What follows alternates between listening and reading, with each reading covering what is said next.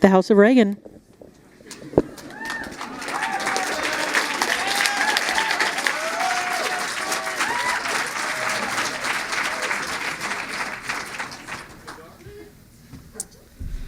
You know, I think we all remember our first time at the King's College. I know I remember mine. I was walking out of the common room at Adviso my senior year at high school, after hearing Dinesh D'Souza talk about the mission of the King's College, followed by repetitive below-the-belt shots at Obama. When out of the corner of my eye, I see this guy next to me, nice suit, slick combed-over hair, just staring at me with this real genuine smile. Feeling obliged to acknowledge this complete stranger staring at me as if he had just gotten away with murder, I politely responded saying, "What's going on, man?" To which he sticks out his hand and says, "Whoa, you'll be a Reaganite for sure. Charlie Freeman's the name."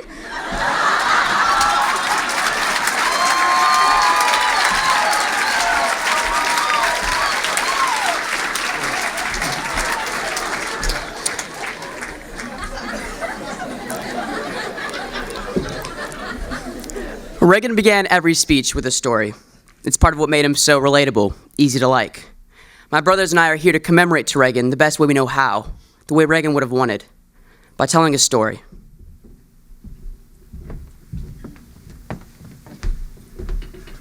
Ronald Wilson Reagan died on June 5th, 2004, in his California home. June 11th, the day of his funeral. June 11th, the day of his funeral, was dedicated to him.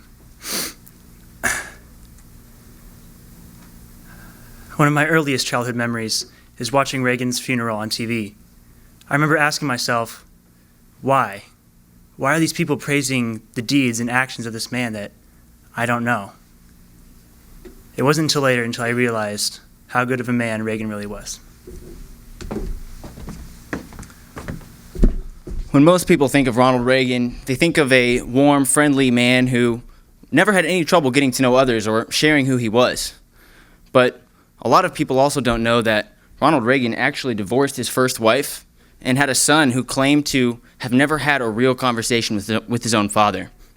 In fact, there were a lot of people in Reagan's administration who said that they never saw the old Gipper hanging out with any of his own friends. So, to be completely honest, Ronald Reagan was a man who was afraid to be close with others. On the eve of his son's wedding, Reagan wrote him a letter in which he acknowledged many of his own mistakes and challenged his son to do a better job than he did, challenging him to love this wife with absolutely everything that he had, to practice utmost fidelity. "Son," he said at the end of the letter, which was written in June 1971, "Son," he said at the end of the letter, "you know better than many what an unhappy home can be, and you know what that can do to others. But now you have a chance to make it turn out the way that it should. Remember, there is no greater happiness for a man than to finish his day and approach a door knowing that on the other side of that door is somebody who's been waiting intently, listening for the sound of his footsteps. Love, Dad. P.S.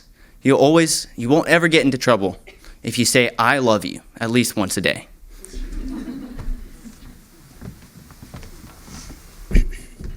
Ronald Reagan was a fiscal conservative. At least, that's what most people think.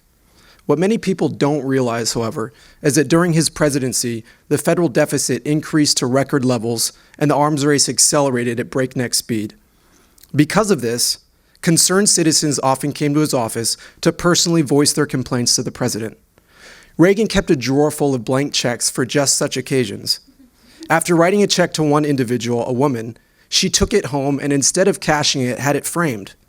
After receiving a personal phone call from the president asking why the check had never been cashed, she replied that she wanted to have it as a keepsake.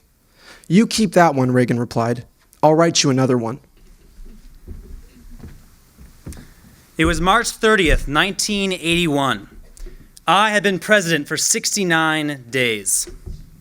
I had just spoken at the Washington Hilton Hotel, and a party of us were walking over to the cars. It's hard now to remember what I heard first. People were yelling. There was a gunshot. I fell down. there was blood coming out of my chest. I remember everything around me moving in fast motion except for my body. My body was throbbing. I was very calm. I was in a car, there were sirens, people strapped me in a hospital bed and rushed me to the surgeons. I remember telling them before they operated on me, "I hope you're all Republicans," which they thought was funny. Nancy was there and she was crying.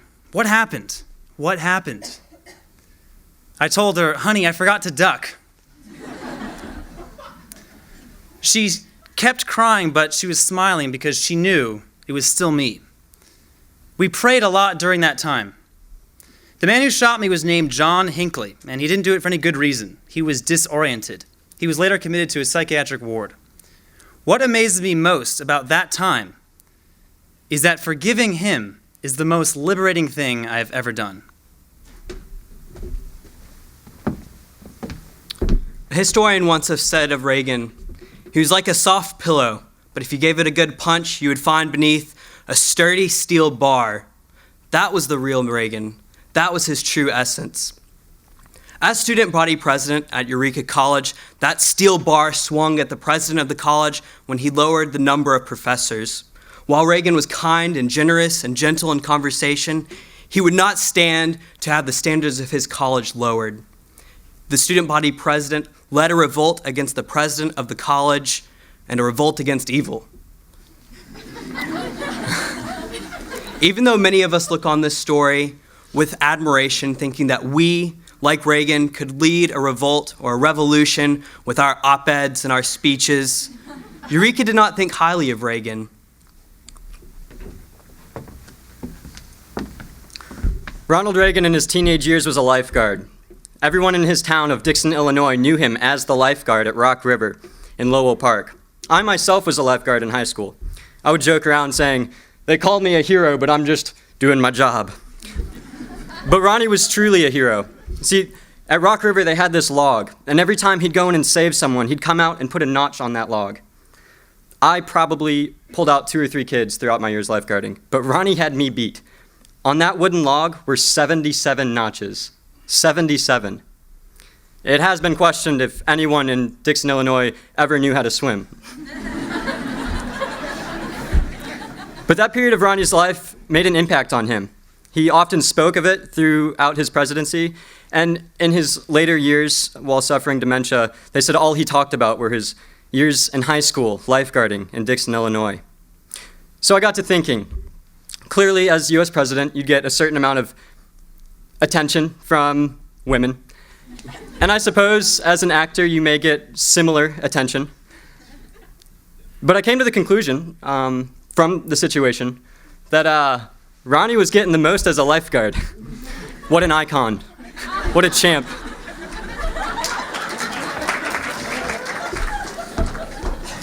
His father was a shoe salesman with a love for whiskey. He used to stumble home late at night drunk after work. And on one such occasion, Reagan dragged his father to bed. And afterwards, he went to his mom and he said, "Mom, why does Dad have to be like this?" To which she replied, "Honey, sometimes God makes great things out of bad situations." And shortly thereafter, Ronald Reagan was baptized. Growing up, Reagan knew he didn't want to be like his father, dependent on anything, that he would stand strong on his own 2 feet. But at age 11, his mom gave him a book. And the interesting thing about this book, it's called The Printer of Udell's, That Printer of Udell's. And it's the story of a young man from a nowhere town with an alcoholic father who discovered that he had a gift, the gift of speech and of persuasion. And Ronnie saw a bit of himself in that character. Years later, recalling this book, Reagan said it was one of the most important things that ever happened to him in his life. Shy and unassuming as he was growing up, Reagan always knew that he was meant to lead. He knew that there were so many people out there in the world, just like his dad, who were looking for help, but most of them were looking in all the wrong places. And just like in That Printer of Udell's, Reagan discovered that he had a gift. But unlike that fiction, this young boy grew up to change the world. And we love him for that, but not just for that. We love him for more than the fact that he was a great communicator and he tore down that great wall. We love him because he was a man, no more and no less. He was a man full of flaws and failures, just like all of us in the house that bears his name. Ronald Wilson Reagan was born on February 6, 1911.